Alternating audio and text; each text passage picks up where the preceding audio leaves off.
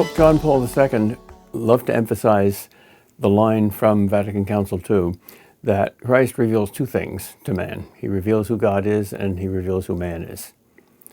And we Gnostic-oriented modern people tend to ignore that second thing, to focus on God and heaven and salvation, which of course is necessary, and forget who we are. And it's amazing how much God focuses on us instead of himself. And we're told to love our neighbor as ourselves, so we have to have self-knowledge and self-development and self-respect.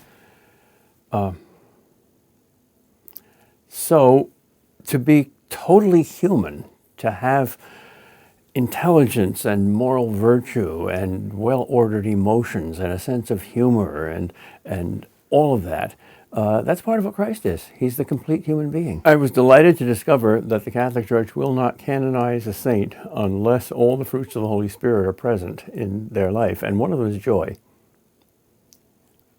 This is un-Kantian. Kant says it's all duty, and joy is simply an inclination. It has no moral value at all, but it does. Has immense moral value. It's a gift of the Holy Spirit.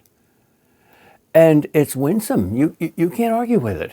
That twinkle in Mother Teresa's eyes behind all those lines of suffering and worry, that says more than 1,000 books. I just finished a book which will be out later this year, a 4-volume introduction to philosophy for beginners. And it's the 100 greatest philosophers who ever lived. And I consulted a lot of other history of philosophy texts, and I discovered that not a one of them ranked G.K. Chesterton as one of the 100 greatest thinkers who ever lived. So I did. G.K. Chesterton was a big man, not just physically, but spiritually. Wholly human, wholly Christian, wholly Catholic, wholly serious, wholly funny. The very question, is it serious or funny, is a kind of a non-serious and funny question. C.S. Lewis somewhere says that joy will be the serious business of heaven. So Chesterton doesn't tell jokes. He doesn't see humor as a relief from ordinary life, like an oasis in the desert. He sees life itself as essentially humorous. The Incarnation is the biggest joke in history. The devil's very serious. Look at the Incarnation from the devil's point of view. What an incredible joke.